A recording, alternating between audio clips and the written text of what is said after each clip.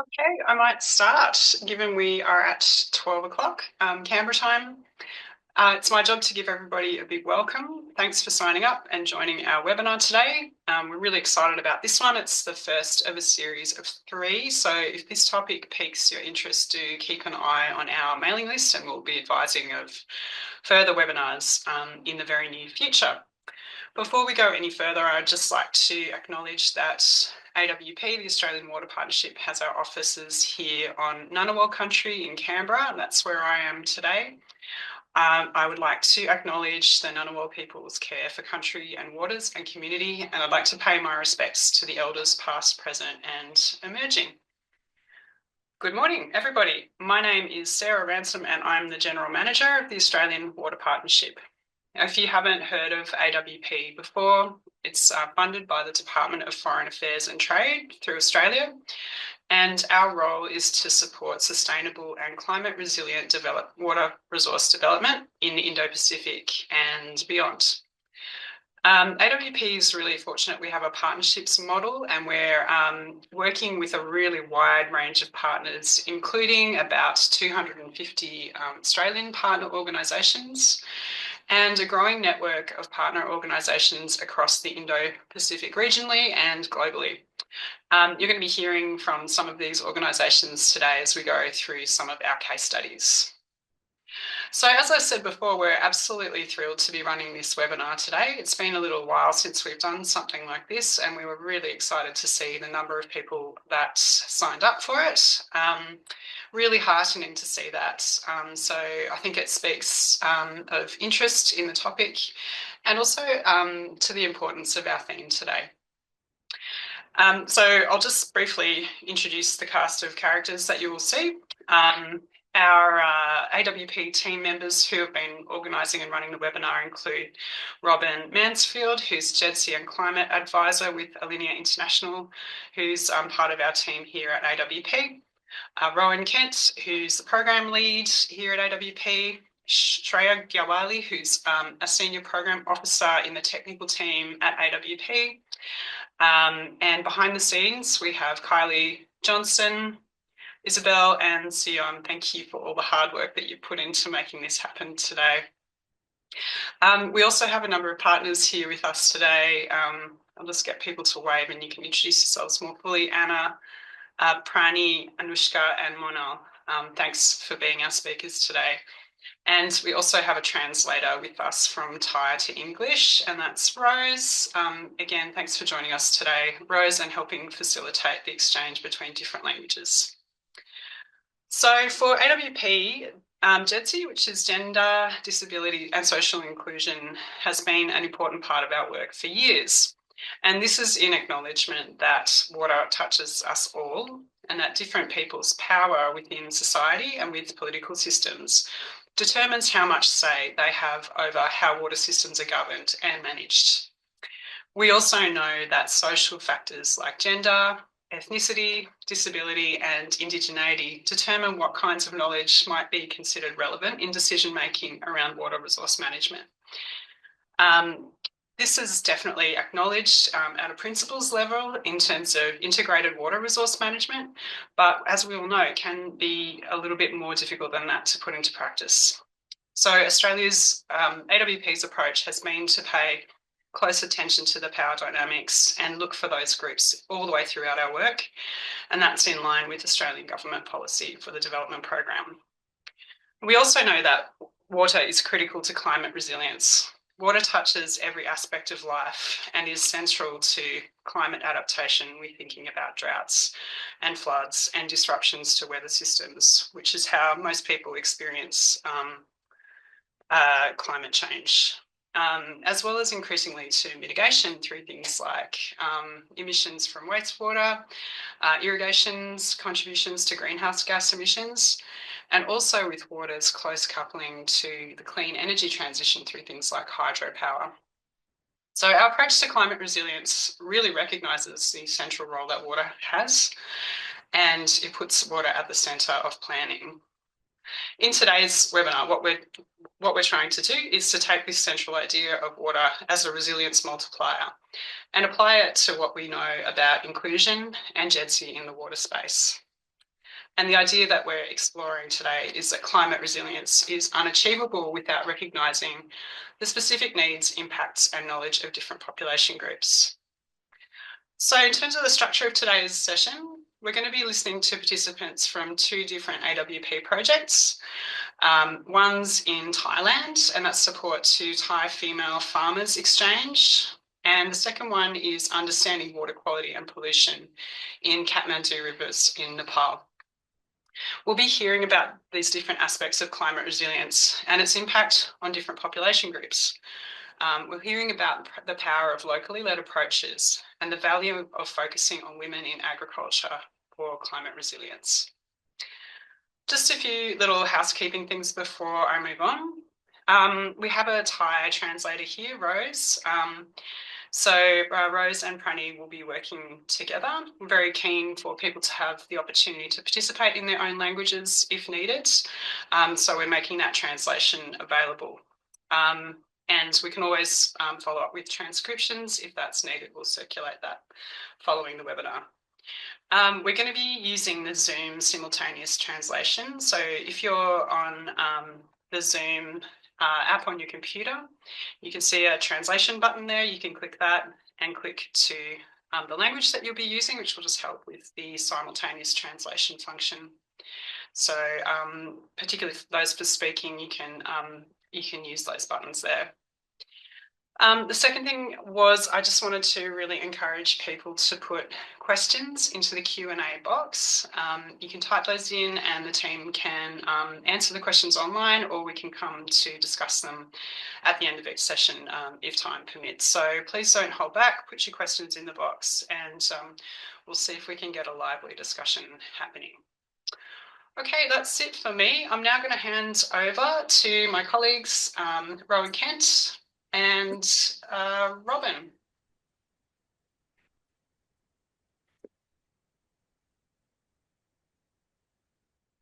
Good morning, everybody. My name's Rowan. I've got the pleasure of introducing the first case study here. Thank you very much for joining as well. I know it's late or early for a lot of you, so we appreciate you coming along. Today's first case study is supporting Thai female farmers exchange knowledge and experiences on farm scale water quality management and climate resilience. It highlights the Australian Water Partnership's knowledge exchange activities between the two countries, Australia and Thailand, and it's undertaken in partnership with Thailand's Royal Irrigation Department, the National Metal and Material Technology Centre, and also our partners RM Consulting Group. But what makes this activity really distinctive is that the GEDSI component is not treated as a separate work stream, but as a central design principle. This exchange brought together a delegation of female farmers and leaders from across Thailand, including participants from diverse cultural backgrounds and the majority Muslim southern provinces. It was co-designed with our Thai partners and participants and combined peer-to-peer learning with female Australian farmers, engagement with traditional owners, government agencies and technical experts, and practical examples of sustainable farming, water quality management, and climate adaptation. The activity also deliberately explored the barriers women face in agricultural leadership and sought to strengthen their confidence, technical capability, and influence within their own water user groups. We here at AWP feel that the activity achieved more than just a successful study tour and knowledge exchange, as it didn't just support the increase in technical knowledge and forge stronger partnerships, which is always a good thing. Importantly, the exchange reinforced that more inclusive water management delivers better development outcomes for everybody. So without further ado, let's meet the team and the speakers for this case study. We have from Thailand, I can see Pranee there. It's great. Pranee was born and raised in Nakhon the Thammarat in southern Thailand, into a farming family after finishing school. She began a career in sales until life then took an unexpected turn, leading her into the hotel industry and as a Thai kitchen chef at the Sheraton. But driven by economic realities and deep connection with agricultural roots, she chose to return home and cultivate her own land. And she was later selected as a young smart farmer of the district of Nakhon Si Thammarat. Drawing on a background in sales and marketing, Pranee then went on to establish a large-scale mangosteen cooperative, producing quality fruit for export across Southeast Asia and the domestic market. Impressive, Pranee. It's awesome. Today, Pranee devotes her time to farming and community services, sharing her experiences to inspire the next generation. We also have Anna Kelliher here. Anna is the director and principal of RMCG, and she's been working as a consultant for 25 years. She enjoys a variety of consulting that she works on, combining highly technical projects in irrigated agriculture and recycled water management with business management, stakeholder engagement, and socio-economic assessment work. Anna has particular interest in promoting sustainable agricultural irrigation, combining production and regional development drivers with water resources and environmental protection. So it's great to have these two colleagues here with us to share their understanding of the project. We might switch into the first lot of questions. So I'm going to tag team between the two. The first question that we'd like to hear from is to Anna, and we'd like to hear, Anna, what you thought about the value women bring to the agricultural sector and how this helps to build climate resilience, drawing on the Thailand experience you've got. Thanks, Rowan. I'm not sure if everyone can see me, but hopefully you can all hear me okay. So I think my answers are probably focused around, I guess, just adding, the more people we add to the conversation or add to projects, the more diversity we get. So, whether it's based on gender or other reasons for diversity, it doesn't really matter. We just, the more people we can have involved, the more diversity we get. And that expand, like you get more energy, more enthusiasm from different people, particularly those, I guess with women, if we haven't been able to contribute previously, then and get that opportunity, then I guess that brings a lot of energy and enthusiasm, and perhaps a bit more openness to being flexible with the way we're thinking. We're not, perhaps if we haven't been involved throughout our careers, then perhaps not as I was going to say locked in, but that might be too strong a term. But we're not as sort of fixed in the way we're thinking about things, so we can come up with different ways of applying knowledge and ideas to projects. Great, thanks, Anna. Pranee, different knowledges and different ideas. It's a really beneficial consideration. What do you see as the values women bring to the agricultural sector in Thailand in particular, and how do they help to build climate resilience?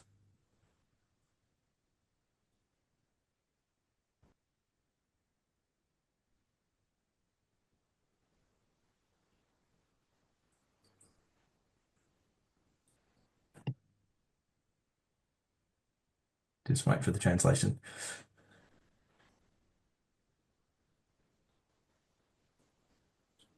I think she doesn't hear me. I tried to call her a few times. Okay. So Fine. let me communicate with her through the chat box, and Okay. hopefully she can read it. She's on mute as well. We might just bear with us, folks.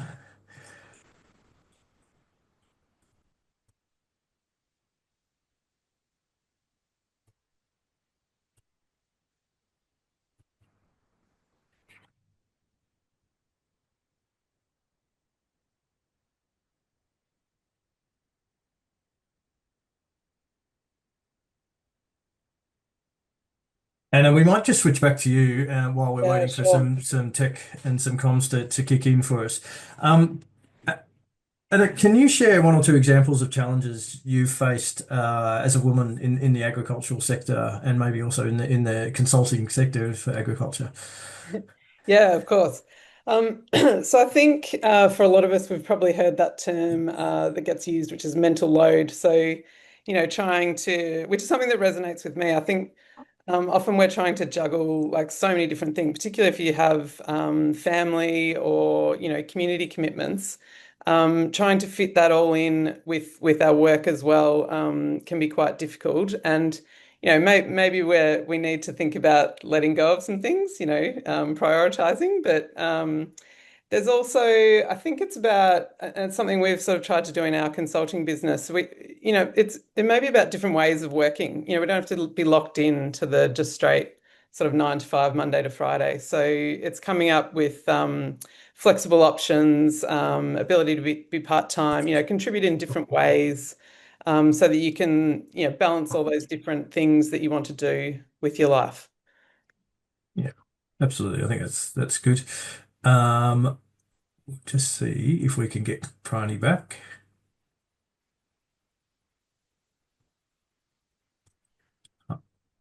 Hi, Pranee. Let's see if you can hear us, and then we can hear you. We're dying to hear your thoughts. I've got the mute button there.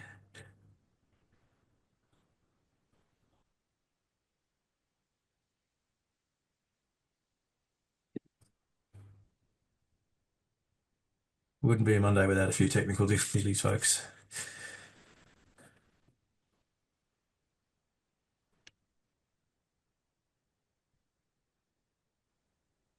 Oh, I think she has a That's hard time finding the interpretation function. So that's all let right. me explain to her. We might just in the essence of time we'll crack on if Rose, if you can see if that can be resolved. And Okay. we might just throw back to you, and then Pranee will have the spotlight all to herself, hopefully.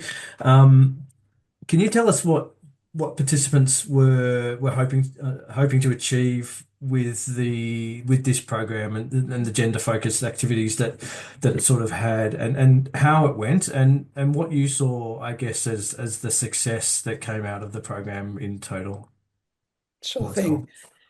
So I think you gave us a bit of an introduction earlier, but to add to that, this is part of a broader project on improving water quality in water reservoirs in Thailand. So I guess as part of that project, it was identified that farming or agriculture was contributing, quite a significant nutrient load to the waterways. So there was a focus within that project on, well, how can we look at on-farm improvements or on-farm action? And this idea, which I think was developed out of the Royal Irrigation Department in Thailand, was to have an exchange with Australia and bring, I guess, a group of female farmers was selected. And the group was very much about selecting leaders in the community. So it was looking at not just them learning, but ability to communicate back to their communities once the exchange had been completed, which has been an amazing success. Like I've seen the level of communication that's been happening since the exchange, and it is like just very impressive. Um, and I think, I guess a bonus, well, not a bonus, I think it was always known, but it wasn't just learning from the Australian farmers or the Australian context as we travelled around. It was also learning from each other because they're from across all of Thailand, or a lot of different parts of Thailand, and didn't know each other. So it was just there was a lot of sort of cross sort of information sharing as we travelled around, which was really fascinating. And I think, they've become friends too, and hopefully we'll keep supporting each other into the future as well. And I guess from my side, just the level of energy and enthusiasm that came with the group, just it was also positive and just gave a real energy boost, I think, to me, but also to others in Australia. Being able to contribute to something like this was just a really great experience. And we were there to facilitate and introduce to the Australian farming context. But even I had, met new people in Australia that I hadn't worked with before that were, just such leaders in that area. So it was just a great experience on both sides. That's tremendous. I think with such a modest sort of time frame and sort of resources, I think to have that feedback is really positive. I think and the sustainability of the exchange is really starting to come through. Pranee, we've got you. How are you? I hope you can hear us. We'd love to hear some of your thoughts. Great. Okay, Pranee, Can you talk to us about the value women bring to the agricultural sector as you see it, and also how this helps to build climate resilience in Thailand? สวัสดีค่ะ Good เอ่ morning. คุณค่าของผู้หญิง In terms นะคะ of the จริงๆแล้ว value ผู้หญิงก็ women จะเป็นเพศ bring, แม่โด because ยปกติ women ก็จะมีความอ่อนโยน จะมีความละเอียดอ่อน are แล้วก็ normally มีความอดท gentle นค่อนข้าง and ที่จะสู they ง pay แล้ว attention ก็ to มีกระบวน details. กา They ร are คิด also ที่เปรียบ patient. เทียบนะคะ เกิดผลกระทบเนี่ยน้อยที่ Normally, สุด they ก็ try จะมีความ to ตระหนัก minimize the และ impact ค่อนข้างที่จะ because สูง they จะ are เข้า quite ใจกลุ่ม cautious เปราะบาง and เนี่ย they เยอะมาก understand สิ่งเหล่านี้ค่ะ vulnerable จะนำ group, ไปสู่การตัด and สินใจ this ที่ will แม่นย lead to ำขอ the งคุณค่า accurate ของผู้หญิง decision, นะคะ and that can be the value women bring. Fantastic. I think that's what Anna was touching on as well, just different ways of looking at some of the same problems and challenges that we all face. I'll keep you in the spotlight, Pranee. Can you tell us any or share any challenges that you've faced as a woman in the agricultural sector in Thailand? You've got a very impressive background, but if there's any challenges that you could tell us about, that would be helpful as well.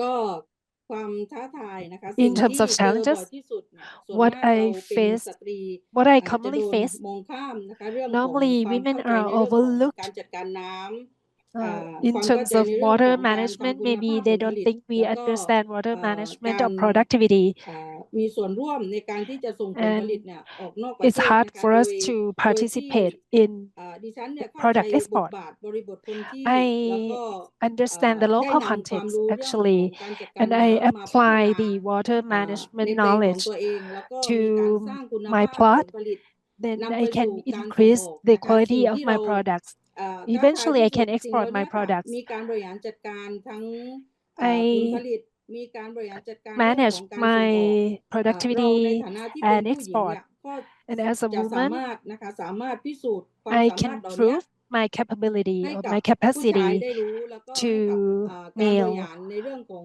ระดับประเทศเนี่ยได้รับทราบผู้หญิงเราเนี่ยมีบ and ทบาท ซึ่ง to การยอมรับ the เนี่ยค่อนข้างที่จะ government, น้อยมาก แต่เราถือ because ว่าเป็นความสำ normally เร็จที่เราป women ระทับใจ are ที่สุด not นะคะ quite accepted, but from this experience, I'm quite impressive. Fantastic.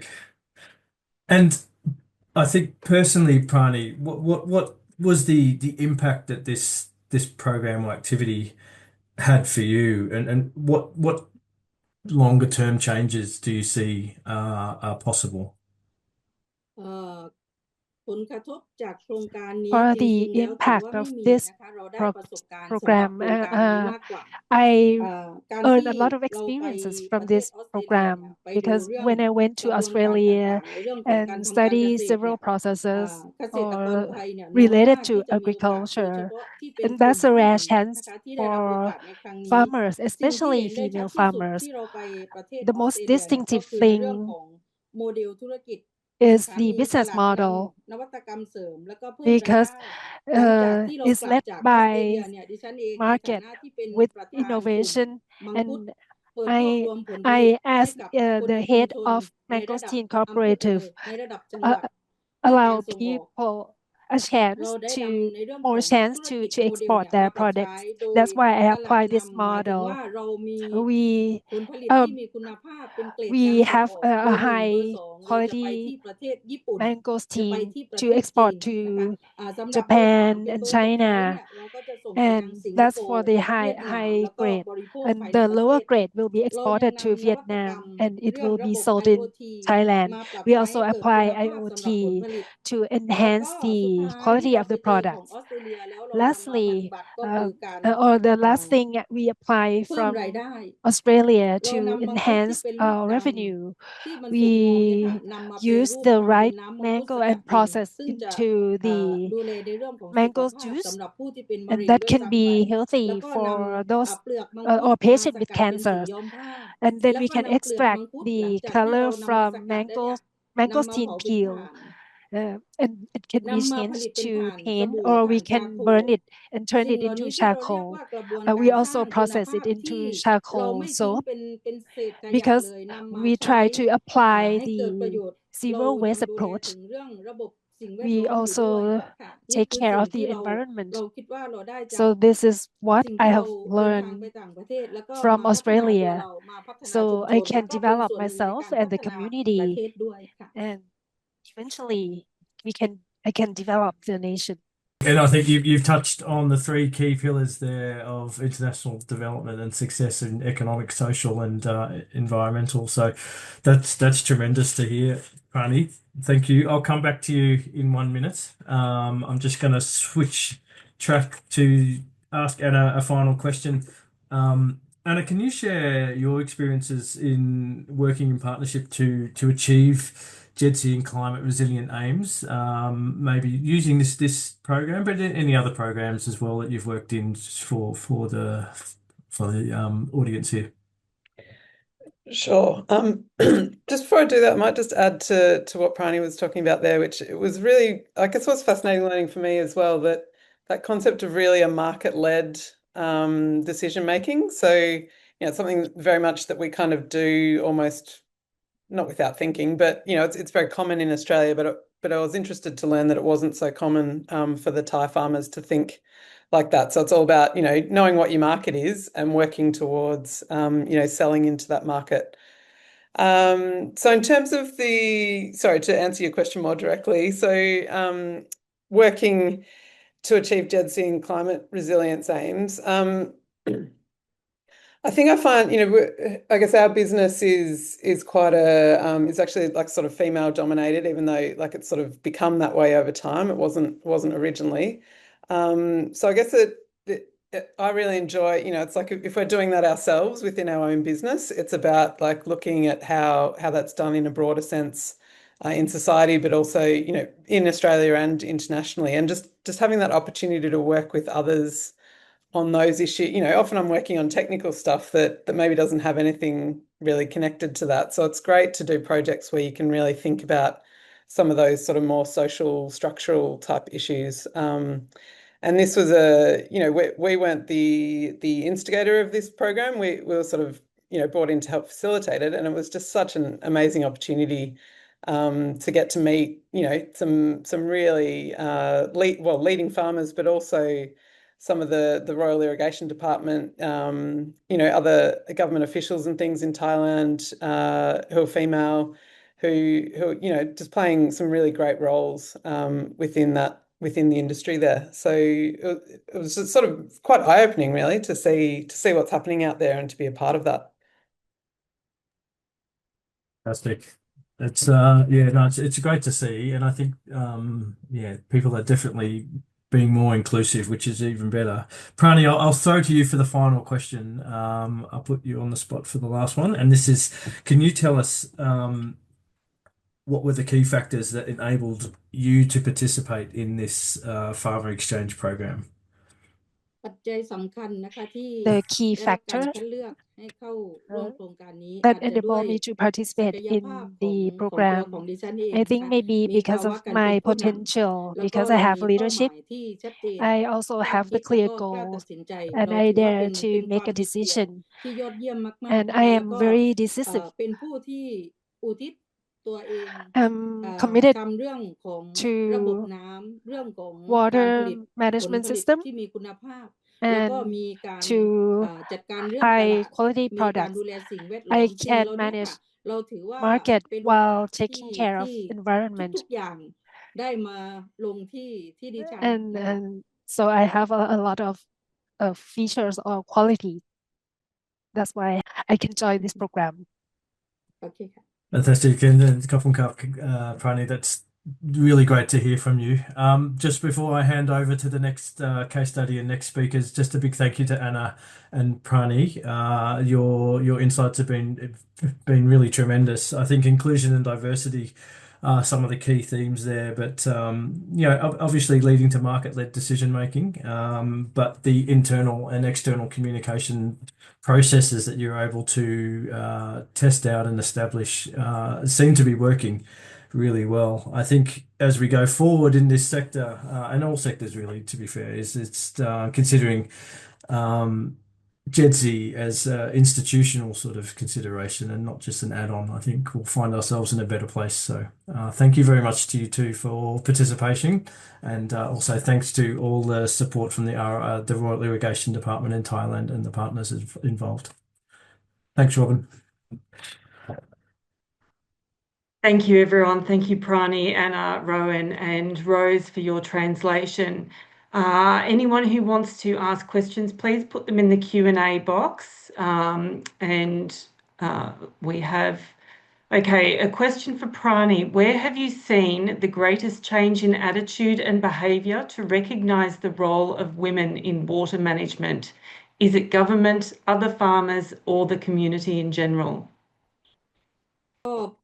จริงๆแล้วผู้หญิงเนี่ยเรามีการจัดการ Actually, ต่างๆเนี่ยค่อนข้างที่จะละเอียด women นะคะแล้ว manage ก็ things โดยปก in ติ detail. ผู้หญิงก็จะเป็น And normally, เป็นเพศแม่ที่มีความละเอียด women แล้วก็มีการ is ใส่รายละ maternal. เอียด That's ต่าง why ๆ we ในกระ pay บวนการ attention to ทำงาน details แล้ว and ก็ we put details สามารถที่จะ at when ควบ we คุม work, ให้ so เป็นไป we ตาม can ขั้นตอนที่ control ควรจะเป็น things แล้วก็ as it จ should ริงๆ พฤ be. ติกรรมพวกเนี้ยค่ะก็จะ And มีเป็นเรื่องปกติสำหรับผู้หญิงของประเทศไทย this is เขา normal จะเป็น for คนที่ women in ส่งเสริม Thailand แล้วก็ช่วยนำ because ให้กับ we support เรื่องงานเรื่องนโยบาย the ต่ work างๆ เกี่ยวกับชุมชน and เนี่ย policy พร้อมที่จะควบ related to คู่ แล้ว community ก็ทำงานร่วม so we ให้ can กับ work หน่วยงานองค์กรภาค with รัฐเนี่ยให้เข้าใจ government บริบทพื้นที่ agencies ของคน so ใน they ชุม can ชนให้ได้มาก understand ที่ the สุด local แล้วก็ context มีการ as much as possible. จัดการบริหารให้ We เกิดประโยชน์สูงสุด also ถือว่าทัศน in คติพวกเนี้ยค่ะ our เราจะต้อง management ช่วยกัน ensure the ทั้ง maximum เก benefit. ษตรกรทั้งหน่วย So งาน in ภาครั this ฐ แล้วก็เอกชน matter, เพื่อที่ everyone จะ should นำไป work สู่ในเรื่อง together ของการพั like ฒนา public ประ as เทศร่ว private มๆกัน sector so เป็ that น we การ can เป็นการ develop ร่ the วมมือ country มีทัศน because ค we ติ need เดียวกัน เป็นเส้นขนาน collaboration ที่เรา and เดิน we คู่ need ไปพร้อมกัน the mindset, this kind of mindset, so we can walk together along this journey. Thank you, Pranee. And I'll just ask one more quick one before we move on to the next case study. Please keep putting your questions in because we will make the answers available after the webinar if we run out of time. The next one I think is a good one to raise. Was any allocation made for childcare or elder care costs when women participated in the exchange? Perhaps a question for Anna, please. The answer, like the simple answer is no, but I think we had some interesting discussions about that. I think, you know, I was talking with Pranee about this late last week, and I think the way the household, you know, the multi-generational nature of some of their households on the farms was a key aspect in enabling the women to come and be part of this program. So, you know, they had all those sort of systems in place already to enable them to leave the farm. And we also kept it, you know, the exchange itself was only 1 week to just limit, you know, that impact as well. So people weren't away for too long. And then we've done a lot of, you know, sort of online prior to and following the actual visit to Australia so that it's kind of continued in a sort of remote setting as well. Great, thanks, Anna. And it's important to know too that Australian Water Partnerships is very focused on enabling people and creating the conditions for their participation. So it is an area that we highlight in the assessment of each of our projects to ensure that the best possible opportunity is made available for people to participate. I'm now going to hand you over to Shreya Giawali from Australian Water Partnership, who will run our next case study. Shreya, over to you. Thanks, Robin. Thanks, Ro, Anna, and Pranee. Certainly some good points raised there. We will now be switching regions to South Asia, but I'm sure we'll be able to draw lots of parallels from all the experiences that we've heard from colleagues who did the work in Thailand. I am going to start by introducing our stellar speakers who will be talking about the case study about an activity that AWP supported in Nepal on river water quality and pollution, but looking at it from a GEDSI perspective.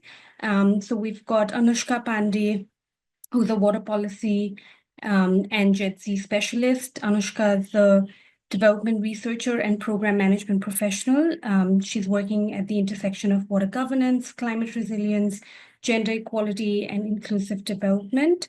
Anoushka has collaborated with national and international organizations on research in these topics, as well as to advance implementation of equitable natural resource management and community-led development.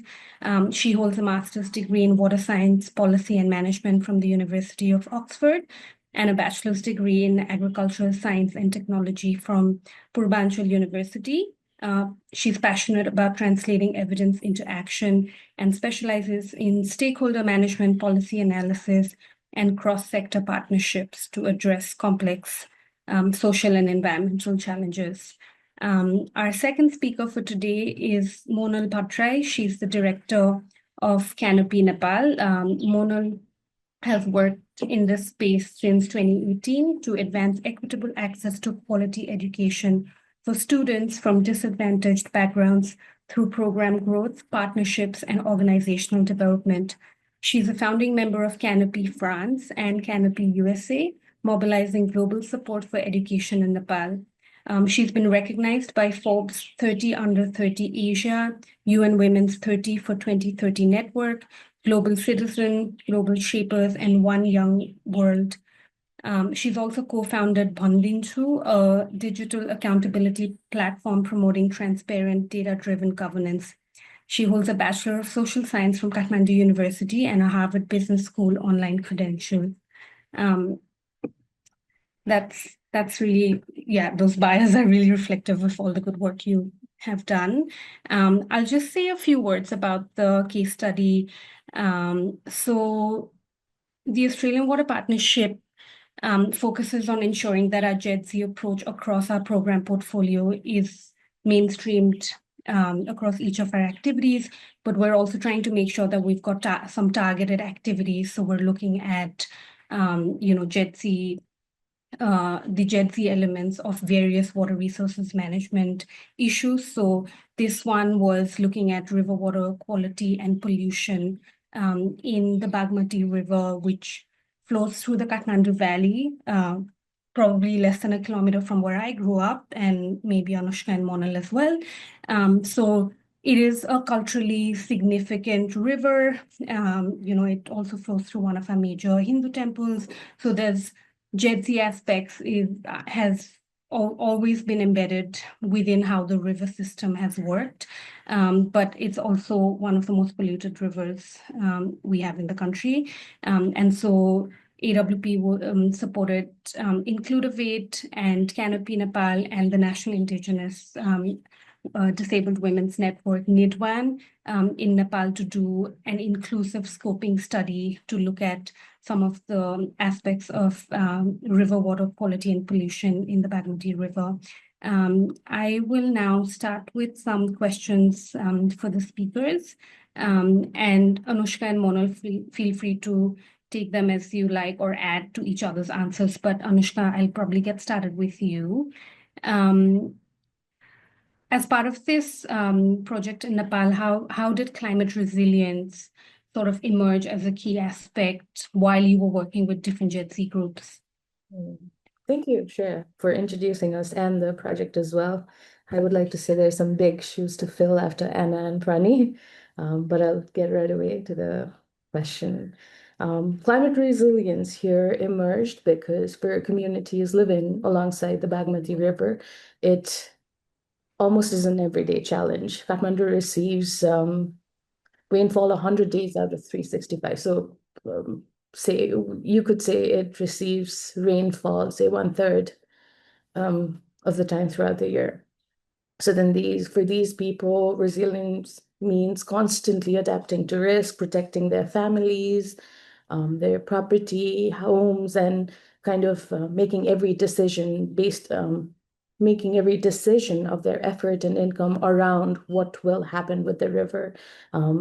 So for 1/3 of the year, they're dealing with flooding, but for the rest, they're also dealing with the remnants of the flood, for the diseases it brings, for the pollution and everything that enters the house. So I guess looking at all of those, it just emerged as a prominent problem, not just as an environmental or technical one, but also in terms of their safety, dignity, and equity. Thanks, Anoushka. I just want to quickly mention as part of the project, the team was able to use various different kind of activities to ensure that it was really locally led and it was really inclusive. So really different sort of approaches than what we might normally see in some of our other activities. So Anoushka and Monal, along with the broader team, looked at, doing transect walks by the river, and they had some youth-led photo voice storytelling sessions and lots of co-design workshops. And so to really make sure that the really diverse lived experiences of women, people with disabilities, and also children were reflected in understanding what some of those social dimensions of river water quality and pollution in the Bagmati River was. So it was really driven by sort of that inclusive approach and really creative. And so just, with that sort of background, I just want to ask both Monal and Anoushka to maybe reflect a little bit on what did the activity and the scoping study really find, and what impact did it have on the participants and just broadly? I can start it off and then Monal can follow here. So I was there from the very beginning. So we did all the desk paperwork and the policy analysis and literature reviews. And one of the most surprising element was how people-friendly the Nepal's constitution was, but how it did not translate in any of these policies that were made around and within the rivers. As part of the policy analysis, I looked over 19 of the policies and also there's a big challenge because MES, so much like a transboundary river, even a local river is split between different ministries, different wards, different districts. So the backlog of, who manages is just a lot. So when we dived into the policy analysis, what we found was there were 19 that involved the river, and the Constitution actually has provisions mentioned for 17 of these GEDSI groups that need special accommodation. But none of the 19 policies we reviewed let's not go into like accommodation, but even mention all 17, especially when it came to sexual and gender minorities. None of these 19 policies mentioned any of the one specific group. So I guess finding the gap, one, was the biggest impact. And then moving forward, it was also that we got so many people involved, so many different groups involved. We had a total of 40 organizations and over 100 people throughout the activities that you mentioned. And well, I guess the biggest impact was it was shared learning. And the second was that we got to absorb all of their lived experiences and to find out what their problem actually was, instead of like a blanket statement that you always hear about, oh, there's the flooding and then there's pollution and that's the end of all problems.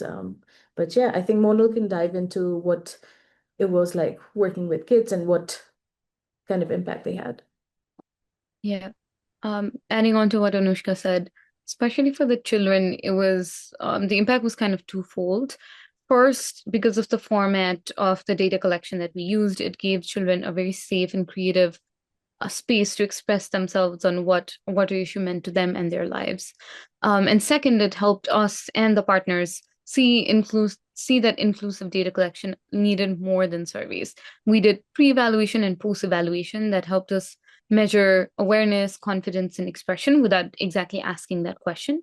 And the stories that were collected through the storytelling program called Kathmandu helped us understand students' emotional and social dimensions around water insecurity for these students. For example, children might not be able to describe these experiences in technical language. They might not be able to say water insecurity affects my educational outcome, but in the stories that they wrote and the conversations that we had, students talked about how they were not able to wash themselves properly at home, and that or how they felt unsafe near polluted water, and this then led them to missing school. And I think this evidence was what was very powerful for us, and it was also expressed differently, which I think helped us.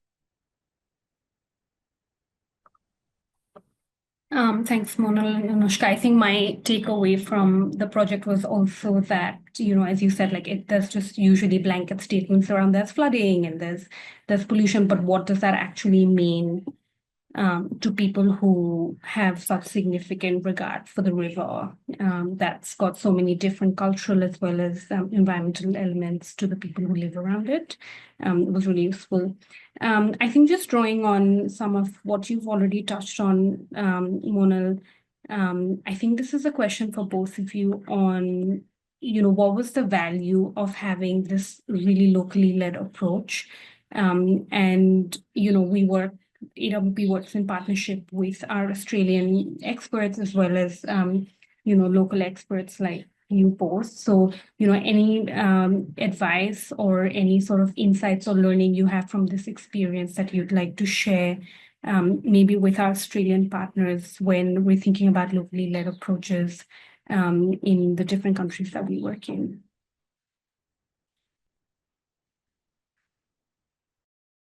Anoushka, do you want to start? Okay, I can go ahead. I think what really helped in this process was the local knowledge really helped us adapt the process. Like you mentioned earlier, Shia, as well, that we use different approaches as a part of this survey. For me specifically, we knew that children might need storytelling instead of direct questioning for such a sensitive topic. We also knew that some students may express concerns through drawings or fictional characters or indirect stories rather than personal statements. So it really helped having local partners kind of read between that line. And we also understood that water is not just a technical issue. For Kathmandu, like both of you mentioned earlier, it's so close to where we stay is that it connects us to household work, hygiene, class, gender, pollution, school life, and dignity. What I would suggest a little bit and put emphasis on the way that we did the study in Kathmandu is to bring local partners in from the design stage itself and use them together to help frame the framework, the questions, and the indicators, because that really helps us understand and create culturally appropriate context. And for children, it also helps us understand what language helps them, what risks there are, and how we can safeguard what might come.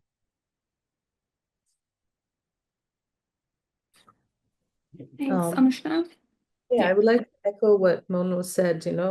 It's only fair that local partners are not only treated like implementers or, somebody who would provide you access with the communities, but as important parts of the design process as well. So they bring in local knowledge, they bring in lived experiences. Even myself, I think I contributed more to this project as a local living. I live about 50 meters away from the river. So I think that experience and having witnessed everything change for the last 30 years, the river kind of brought in more substance to this project rather than my technical or academic training. So I think that's really valuable. And just understanding somebody who understands community dynamics, somebody, as you mentioned, it kind of like passes through holy site and all the implications and who is included and who's not is something just a local partner could, bring light to. So that would be something that our partners should really recognize. Great. My next question, we have touched on this a little bit already, Monal, when you said, trying to create that the project used different approaches to understand perspectives around river water pollution and river quality by using different sort of approaches to ensure, we were creating safe spaces for children, for instance. But it would be great if you could just tell us a little bit more about, some of the inclusive processes that you used and give us a little bit more detail on some of the approaches that you used for different groups that were engaged in the project, such as people with disabilities, women, ethnic minorities, and children? And how did you go about that? Yeah, I think just to echo what I said, and I'll hand it over to Anoushka to talk more on how we adapted people with disability in the research that we did. For children, I think the very first step was to understand that they will not express themselves in the same way that adults do. And that is exactly why we did not rely on the direct questioning or formal survey or even a focus group discussion. Instead, we used Kathmandu, which is the storytelling program, which is a very child-friendly method to help students share how water issues affect their lives, their school, their homes, their communities. And how we did this even more was encourage them to write stories that were fictional. We helped them, or we pushed them to write imaginary characters, describe the situation in a more extravagant way, maybe add some extraterrestrial body in it, or you base Bagmati River not in Earth, but in Mars. And I think that kind of helped them loosen up about the experience that they had, and more importantly, talk about it in the way that was safe for them as well, because it's such a personal issue for them that we did not want to trigger them as they were doing this conversation as well. Over to Anoushka. I would like to highlight what bringing a local partner did, and in this case, Canopy, because when we were working with kids, we didn't have the right equipment and expertise to kind of deal with it. And we wanted to know their true feelings about what they felt about the pollution, the flooding and everything. So we were primarily looking at the effects of pollution at that point. And when Canopy came in, and then they sort of ran their workshops, and in the end, we got about the 25, 30 stories, and each of these stories were filled with fear about the flooding that happened a year before. And that's when we it struck the importance of a local partner, because one, they really kind of weaved everything well enough so that the kids could express, but they were also expressing fear, which they could have only done if they felt like this was a safe enough environment to do so. So that would be one example of what we, the inclusiveness of the study. But for people with disabilities, well, similar to Canopy, we had Nidwan as our partner. So they were there from the designing stage, and they walked with us, literally. So for the transit walk, they told me exactly what to do, down to the last details about how we needed to have a van on standby how I needed to kind of go check the transit walk route a few different times to see if there are any speed bumps, if they were wheelchair accessible, and all of those things. One of the biggest challenges we had, and which I think we could not fully deliver, was during the photo voice, when I went myself and tried to onboard high school students for the photo voice, but then we realized none of the girls were signing up for it. So we tried to be as inclusive as possible, but they didn't feel like the corridor that we were doing the transit walk or the photo voice on was safe enough for them or women friendly enough for them.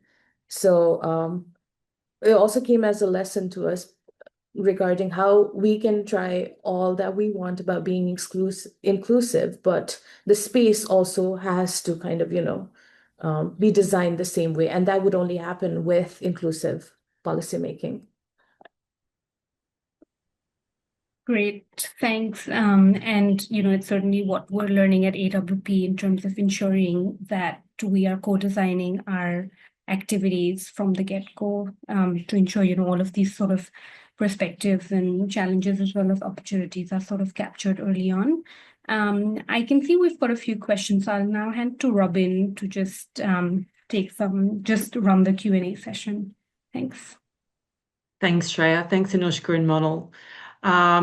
We do have a few questions here. Thank you, everyone, for putting in your questions. And as I mentioned earlier, for any questions that we don't get to, I will follow up with our panelists and make sure that these answers are available.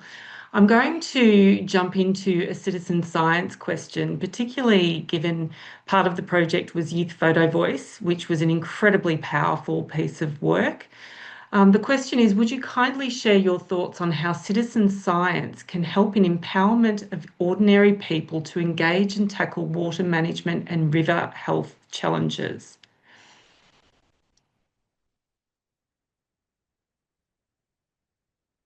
I think Anoushka, since you were a part of the photo walk, you should take this question. I would like to think about it a little bit. Can we take another question and then I can? Yeah, sure. Having learned from local people, what is the next action to ensure policies reflect the need to engage with communities via GEDSI-specific activities? Tough questions, but they're very important ones. And the policy analysis you did, Anoushka, was incredibly extensive in this space. Next action to ensure policies reflect the need of engagement of GEDSI. I've always felt like integrating GEDSI into any policy has always been like a tick box thing or something that we've othered for quite a while. What we don't realize is vulnerability comes in a spectrum. We're all kids at some place, at some point in life, and then we're just one injury away from not being able to move freely. So when I think governments and people who decide for us realize that this is a spectrum that we can be in as well, they would just integrate GEDSI and it would make spaces and infrastructures and services. It would make us be able to utilize spaces and sorry, I have a scratchy throat, infrastructure and services to its full capacity. And that I think would be one step into empowering GEDSI groups as they utilize opportunities and services to better, get further and a lesson for the government and policymakers as well. Monal, how do you think children can be recognised more in policy? I think what we did when we did the work with Includeate is actually include them. I know it's tough because as soon as children enter the picture, there's a lot of safeguarding. There's a lot of people who need to make sure that they feel safe and they feel heard. But that's how you exactly know what is needed for them and what is accommodating to them. Because at one point you forget what being a child is like, especially when you're a policymakers. So I think it's really, really important that you engage them. And when I say engage, I'm not saying, a focus group discussion. I think the project that we did is a perfect example that you can think of an alternative source of engaging different communities so you can get data out of them or you can understand their perspective. So I think we can be a little bit more creative and try to understand how we can include children without it being overwhelming for them and ensuring that there is safeguarding throughout. Wonderful, thank you. We will finish up there. I will make sure that I follow up with everyone to answer the rest of the questions and you'll have more thinking time. This is the first of a series of 3 in our webinar where we're exploring climate resilience and inclusion. So I thank all the participants for coming today. You will receive a follow-up email with links to the webinar and the follow-up questions. We hope to see you at our next one where we will be exploring how you actually build inclusion into very technical tools such as legislation or hydrological diagnostic tools. So more coming your way. Keep an eye out for it. Thank you so much. Sarah, would you like to finish off and close this session? Thanks, Robin, and a very big thank you to all of the panelists and all of the participants. It's been a really fantastic discussion today. I've certainly learned a lot from you, listening to the detailed and patient and thoughtful way that you've been engaging on the grounds with some of these critical water and climate issues and thinking through what inclusion means and what the outcomes of good work on inclusion can do for our projects.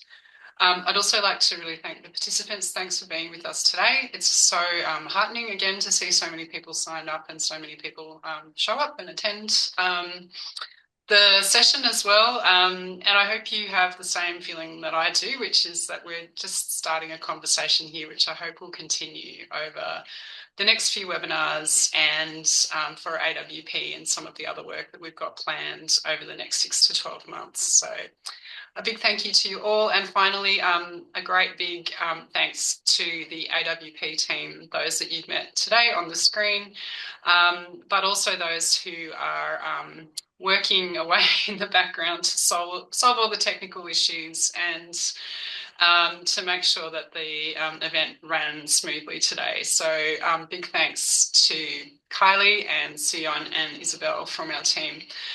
You guys have done amazing work supporting this great event today. I'll finish there. Thanks, everyone.